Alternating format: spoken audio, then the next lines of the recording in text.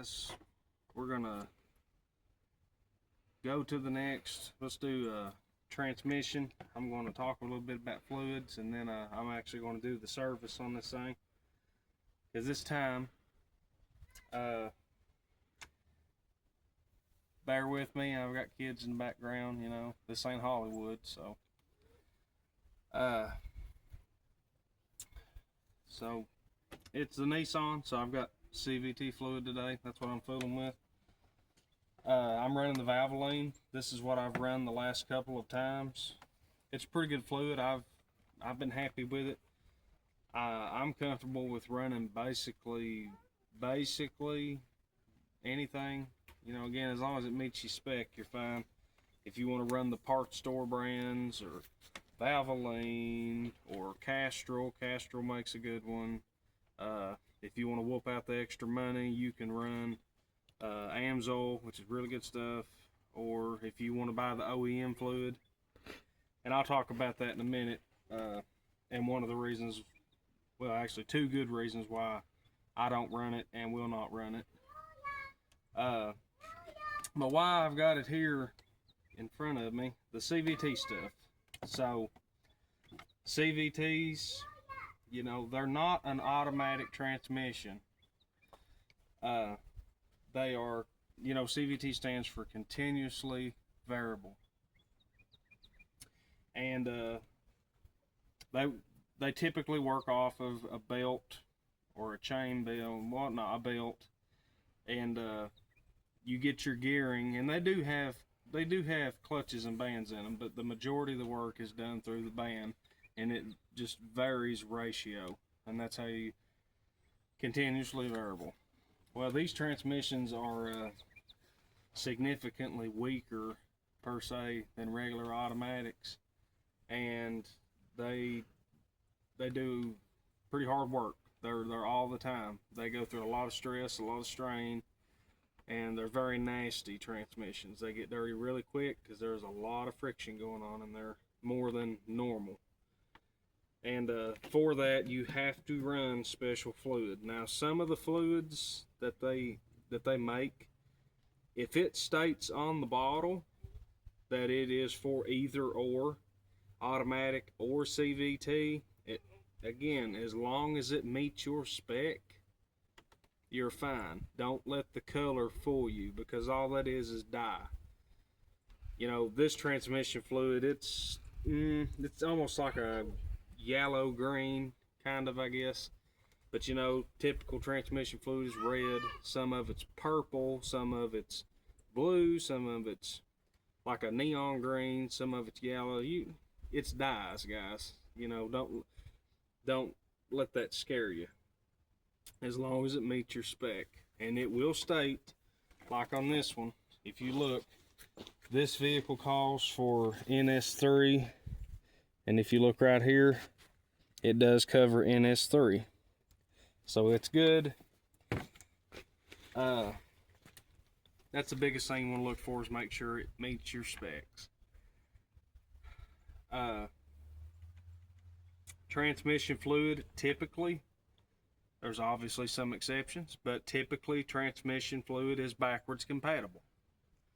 And that includes this stuff. If you noticed, it said NS2 and 3. So it meets NS3, so anything that meets NS3 is going to meet NS2, or anything lesser. That's the same way with any other transmission fluid. If you've got a Chrysler product and it calls for, like my truck, the 0727, it calls for the Mopar factory, which is the Mopar OEM fluid now is completely different than what it was 40 years ago, or Dex 2. Well, they don't even make Dex 2 anymore, but they do make Dex 3, and that works. And again, it's backwards compatible. Well, the same thing. If you use ATF Plus 4, which is a Chrysler spec oil, that is backwards compatible. Of course, it's synthetic, but it's okay. You can upgrade to synthetic if you want to, and it is an upgrade. It's better. It's all the way around better. Longer life, better protection, better heat control, everything. It's all the way around better. and that goes through anything. And if you'll notice on a lot of these transmission fluids that you buy, and I don't have anything here specifically to show you, you'll notice that typically one synthetic fluid will cover like a multitude. So like an example, Valvoline's what is it in the red bottle, Max Life, I think, Valvoline Max Life ATF. It's a synthetic fluid, and it states that it covers ATF plus 4 and Mercon LV for Ford, and then Deck 6 for GM. It covers all that stuff. So typically it works for all of them. Again, there's a couple exceptions. There's a couple odd, you know, if you've got some sort of weird European transmission like the ZF transmissions, they can be specific. Type F, the old Type F Fords, etc. But these CVTs, the service intervals are all different. Now these CVTs, you want to service them pretty frequently, because again, they're very dirty. They have a lot of friction going on, and they get hot, and you're going to have to service these things a lot more often than you typically would your regular automatic. So me, I do this every 25,000 miles, and I do the whole 9 yards every other. I alternate. Now today I do have the one of the filters to change. I like to do that every single time. But now there's 2 filters on these. One of them's on the side of the case, which is that one. And then they've got like a strainer style filter, because it's basically just an enclosed screen. It's not really a paper element at all. It's just it's like a strainer, and it's in the pan. And then you've got 3 magnets in the pan. But at least these have a pan that you can service. I do, you know, I'm not a fan of the things, but as far as serviceability, these things are actually more service friendly than a lot of your other transmissions, because GM, Ford, a lot of them, you can't even change nothing. You can't change no filter at all. You're lucky if you even have a drain plug. But I will give them that. They are a little bit easier to service. They do still have a dipstick tube. The newer ones don't have dipsticks in them, but you can buy them and put them in if you want. Make sure you get the right one. But that's worked good for me so far, and this has been the fluid that I've ended up running the last 3 times that I've serviced this thing. And again, I had no complaints. It's worked great. It drives good. So I got another deal on this, so we're going to run it again. So we'll get right to it. I'm going to grab my stuff here. 19 millimeter on your drain plug for your pan. Again, we are not going to do the pan today. That'll be the next service. When I do that, I'll make another one just for the heck of it. And this 10 millimeter will be for your little filter deal. And on these newer ones, because it varies year by year, there's a little trick to making this a little bit easier on you on these newer ones, because it's a little bit of a pain. But we'll get right at it, gloved up, and get our stuff. We'll get right down and we'll get at it.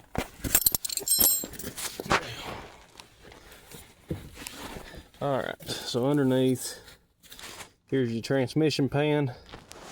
Don't get confused. The engine pan's over here. The transmission's on your driver's side.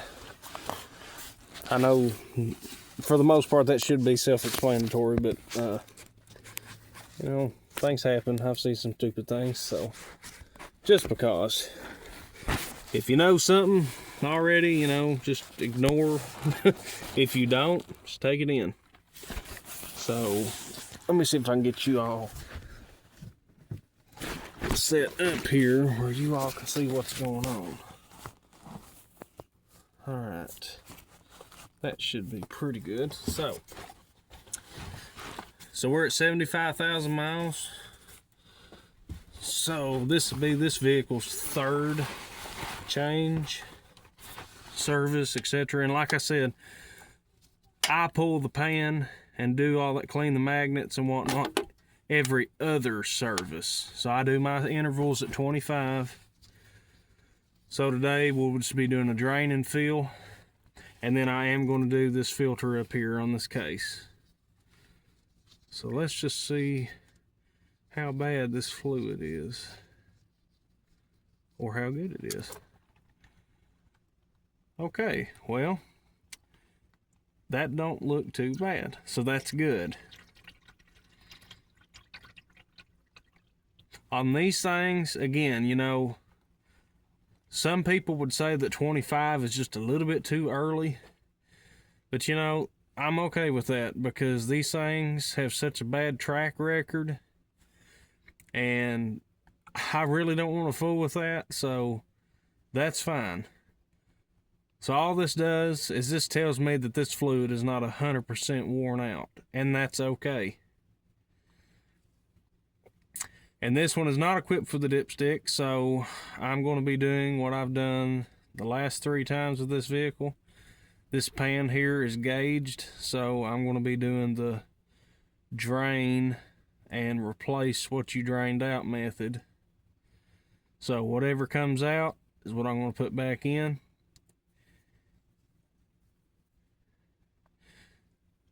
You probably wouldn't want to do that on every single vehicle, but on this one, like if you buy one new and you know that the thing's not been replaced, you know it ain't leaking, you're safe to do that. You know, if you buy something off somebody and you have no clue if the level's actually proper or not, you know, it's whatever. You could be taking a chance. But if you really want to get real precise with it, this bolt right here is actually your check plug.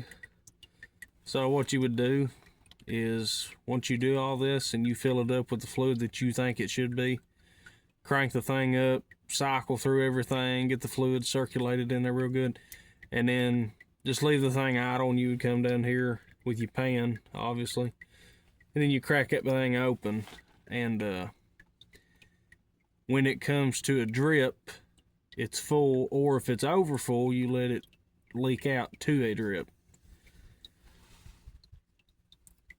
But like I said, with this transmission, I know enough about this thing, I feel comfortable, and had this thing since almost new, and it's got 75,000 on it now, so I don't feel the need to do that. If you do, feel free to.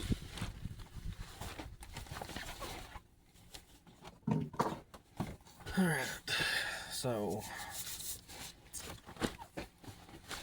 that takes care of our drain. Now, my experience with this one, of course, there is differences in these transmissions. They're not all the same. Because one time I did get the filter for the pan in here from the parts store, went by year and everything, and it was wrong. So there is differences. There's a difference in the pans, the filters, the capacity. Typically the fluid stays the same, but you know, there's always exceptions to everything. So now what we're going to do, I'm going to make an adjustment here. Alright, so we're done with the ratchet. Need my wrench. Alright, now I'm probably going to have to readjust everything here. Alright, that looks like a pretty good view, I think. Alright, so right here is that filter on the side of your case. And this is the one we're going to be changing today. I like to change this one every time I service it. And like I said, I will pull the pan, clean the magnets, and change that other filter every other service. That's just the way I do it. You do whatever you feel is best. It's your car. And these are a little bit of a pain on these newer ones, but there's a couple things you can do to make this a little easier on yourself. Let me grab you up here. Now, right here, there is a bracket right here. Take this bolt out of this bracket and pull it out of your way, and that gives you so much more room to this, because they really made this cramp on these newer ones. And there's a bolt right here that you have to get off to get this apart. And this bracket right here is right in your way. And luckily it's a 10 millimeter, just like everything. The rest of the bolt, there's 4 bolts on this thing. And luckily they did you a favor for once, and they made it to where you could use one bolt or one wrench for everything. Wasn't that nice of them? So, let me get y'all set back up here. You can see what's going on. Alright, so I've already broke this loose. So again, take this bolt out of this bracket.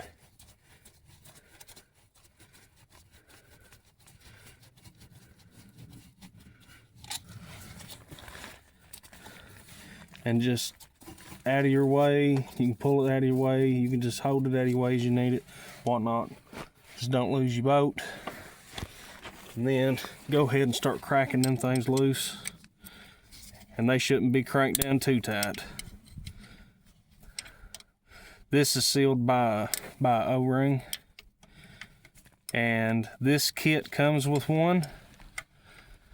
Some kits don't. Sometimes you just get the filter. Inspect it and see if it needs replacing. I have done these before and not replaced the O-ring. The same as these pan gaskets. If your kit comes with one of them cheap crappy gaskets, don't put it on. Just put the OEM one on. They're better gaskets anyway. Them the metal gaskets with the rubber coating are the bomb. You can reuse them as long as they're not damaged.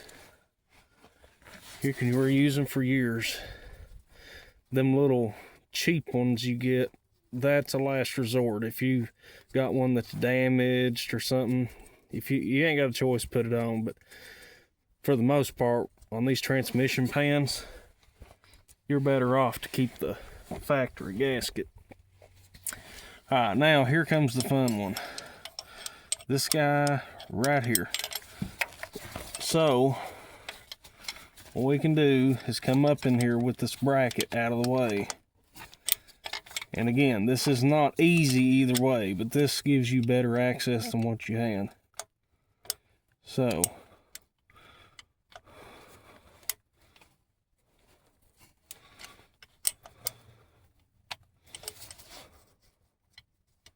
right there, you're gonna have to do the old-fashioned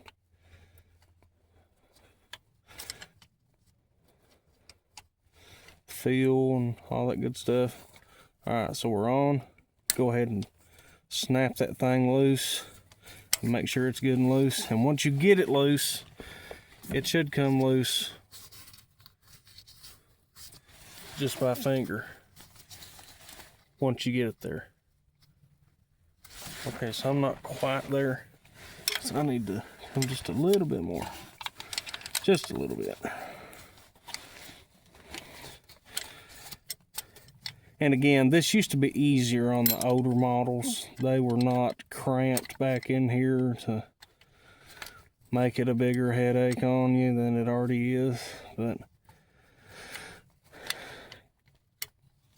in this business, a lot of mechanics call this cheating. You figure out how to do something without doing it the technical way.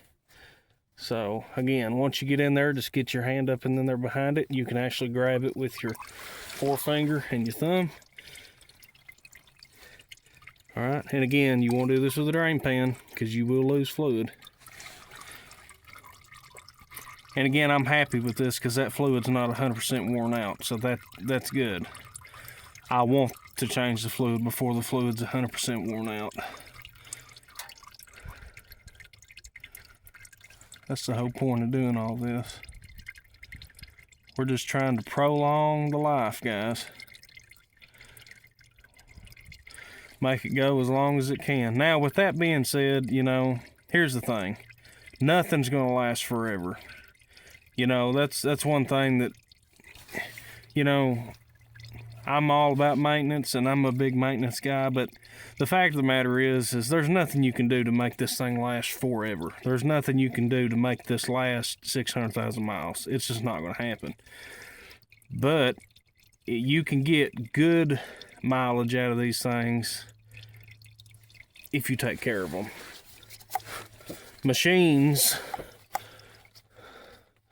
are, you know, they are how you take care of them. That's just all there is to it.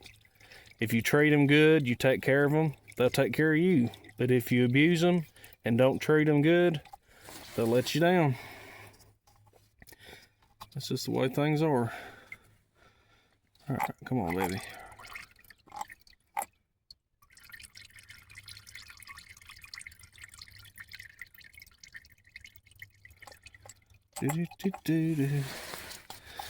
Let's see. I think I can go ahead and take this upper bolt out. Okay, actually I'm just going to leave it in the case. It's easier that way sometimes. So, we should be ready to come out. And as good as this fluid looks, that bolt should look fairly good too. Alright, are you done? Are you done? Okay, so give her a little twist. It's got a cutout in the back. Just enough. Alright. Okay. Turn that upside down. There's that O-ring. And there's the filter. Let's see if we lose any more when we pull this. Yep, just a little bit. Alright, now. Okay, now that filter. Okay, so the last time I serviced this, I bought the parts at Napa, and I don't remember the brand of this filter. That filter was solid red. The pleats were red. I mean, it looked like a red Skittle, solid bright neon red. And it is not that color now. So it's definitely working. And it's definitely filtering something. I do see a little bit of stuff in here, nothing major. I'm not going to say wore plumb out and then looky there. Which that's typical. You're going to see some slime in your transmissions and you can't get away from that. I'm not going to say this filter's worn out, but I'm going to be happy to be replacing it. So now, we're going to open up our little kit here.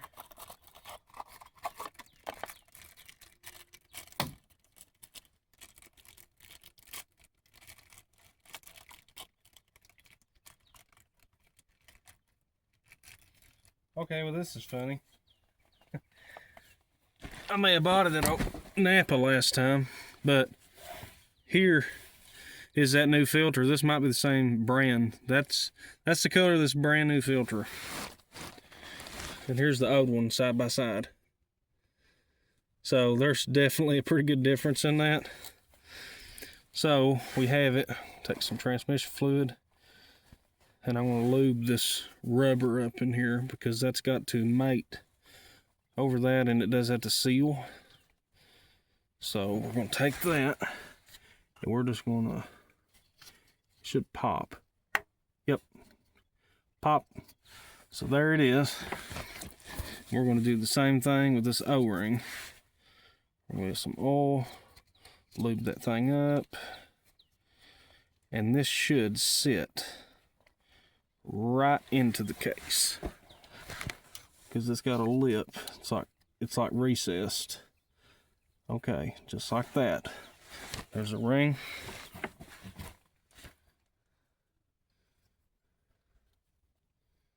And here's our bolt pattern.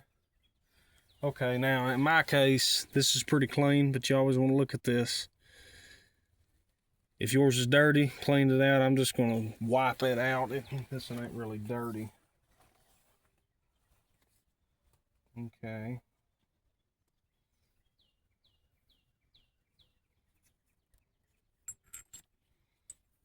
Okay. Now, you also want to pay attention to how you took this off, because it only goes in one way. But with that being said, that's okay, because it does only go in one way. So, my bolt here.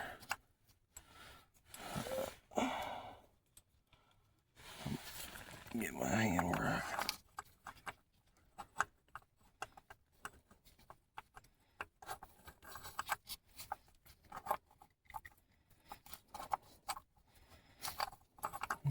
Come on. And they don't really make this easy on you.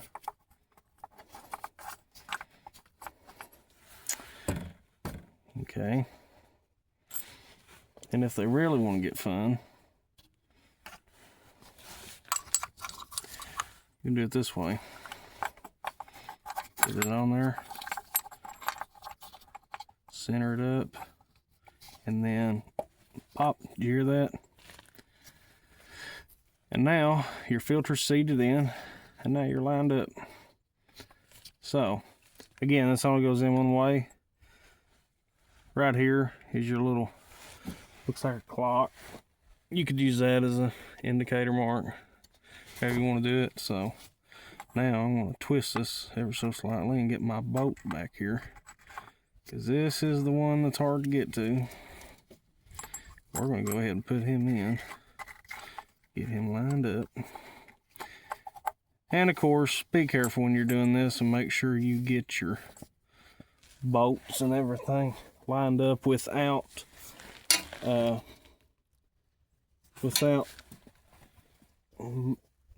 knocking that O-ring out of place or whatnot. Because then you ain't going to seal and you're going to have leakage problems. Or you could do what I done, drop the bolt and pin. So, all that good stuff. Let's go ahead and get these in here. I'll fool with that thing in a minute. Okay. So again, let's double check. Okay, my O-ring's still there. My filter's seated. What we want, just grab that bolt real quick.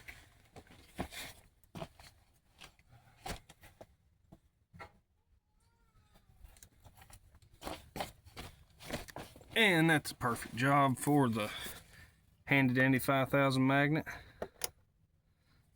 There we go.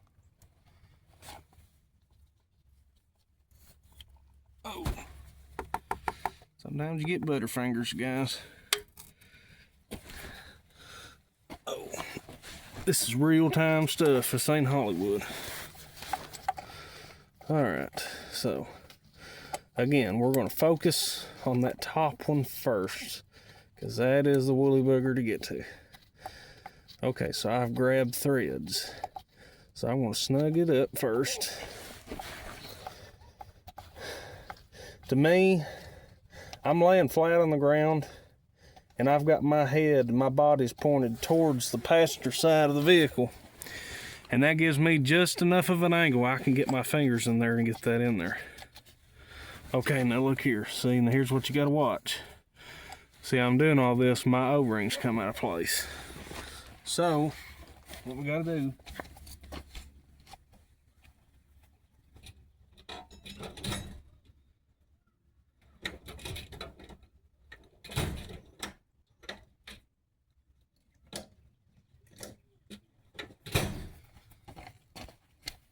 alright, so I'm gonna take this little pocket driver, and I'm gonna come up in here, and I'm gonna push that thing.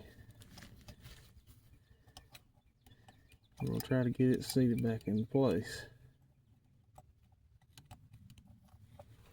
That has to be in place. You cannot skimp out on that.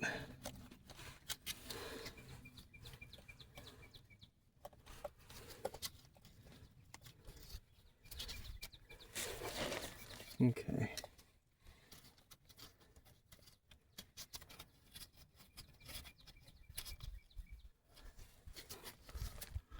Okay, good, good. Okay. So again, keep an eye on that. You got to keep your O-ring where it needs to be or she will leak. Okay. So now we're all snugged up all the way around. Now let's go ahead and tackle that bolt up top.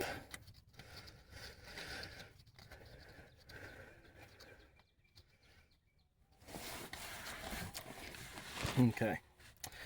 Now let's go ahead and get to where we can feel again. Let's go right back up in here with a wrench.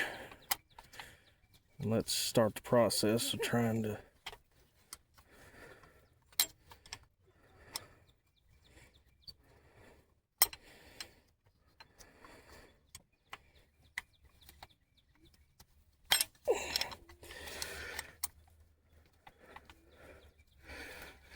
again, this ain't the easiest thing in the world, but it can be done. And just takes a little bit of tip, trick, and removing.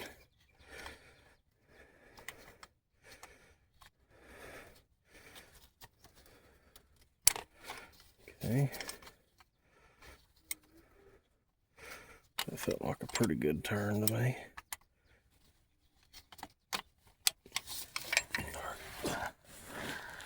Let's see.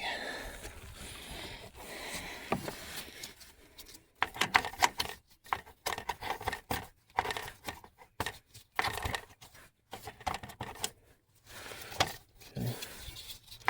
Come on.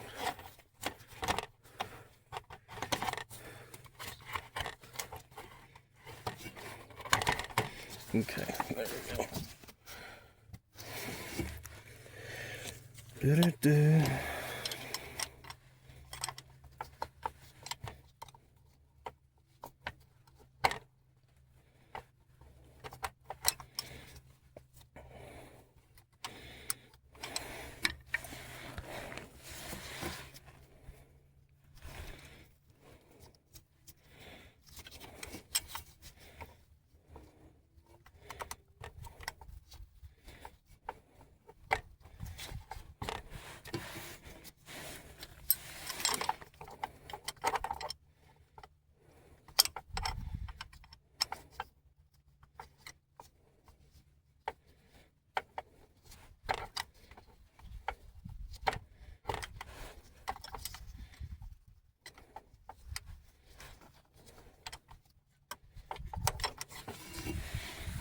Okay.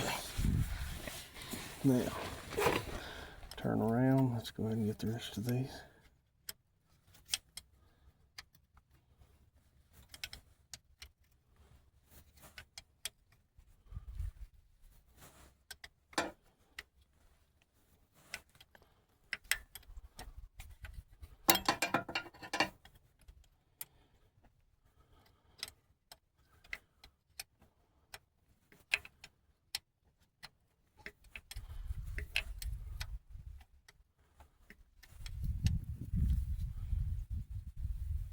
Okay.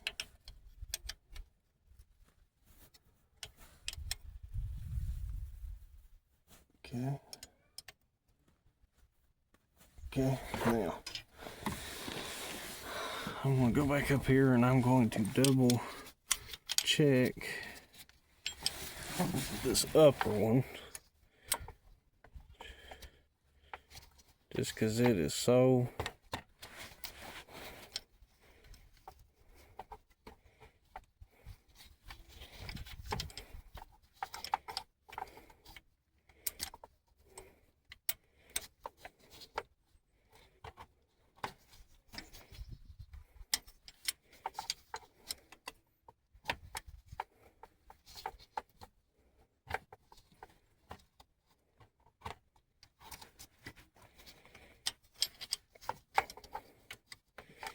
Yeah, see, I didn't even have that. Yeah, that ain't nowhere near tight. It's always a good idea to double check yourself. All right, I want to say one more. I'll call it good.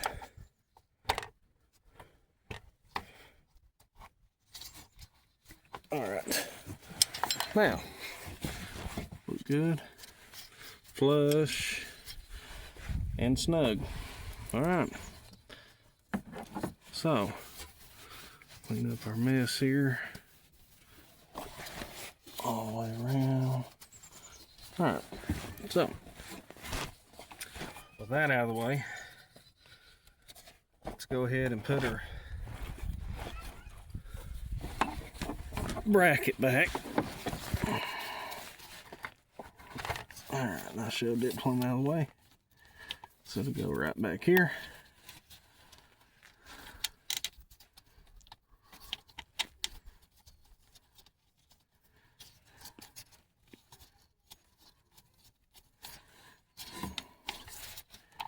Come on.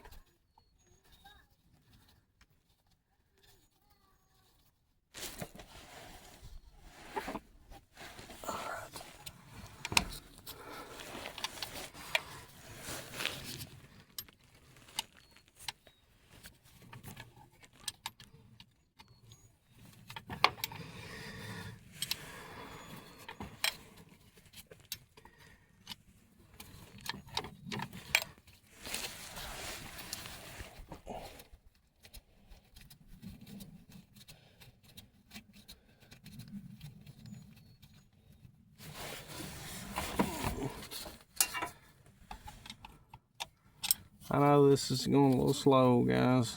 I'm not trying to work like a dealership tech here. I'm just going slow and easy with a wrench. You know, sure, I could jerk my power ratchet out and have it done in 2 seconds. Where's the fun in that? Alright, so let's get everything out from here.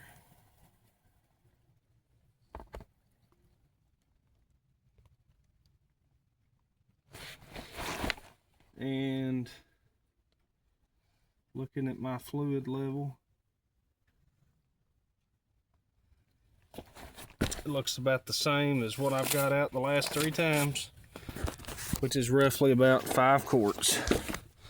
That's what I'm seeing here on my gauge. I don't know if y'all can read that. Right at 5. So that's what we're going to put back in. All right.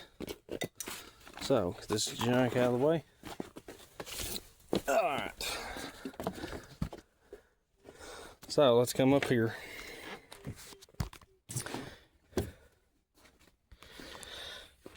All right, and right here is our little fill port. Well, it should be the dipstick tube. Now on this little guy, there's an O-ring in here. This is what keeps it. Now there is a little clip that locks in this to keep it shut. I hate fooling with this stupid thing. I broke mine off because you see me wiggling to get that thing out. The O-ring is what holds it. That's just stupid. So there's a little funnel. Get it right down in there. And I have 5 quarts. I drained out 5 quarts. So get her in we do. And here we go. Yeah, see, like this is almost a yellow clear tint.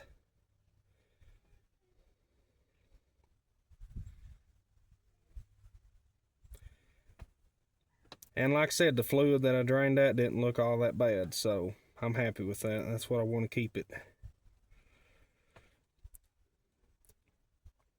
We want these things to run as clean, as efficient as they possibly can.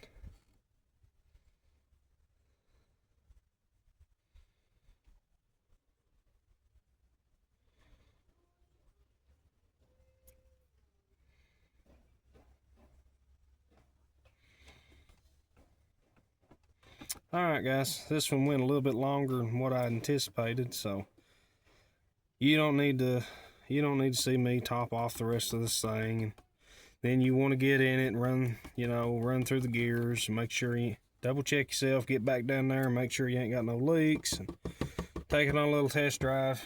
Y'all don't need to see me do that. So hopefully that helped you.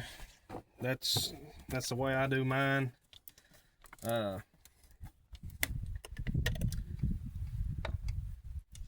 Hopefully some of you learned something out of it, and we'll see you next time.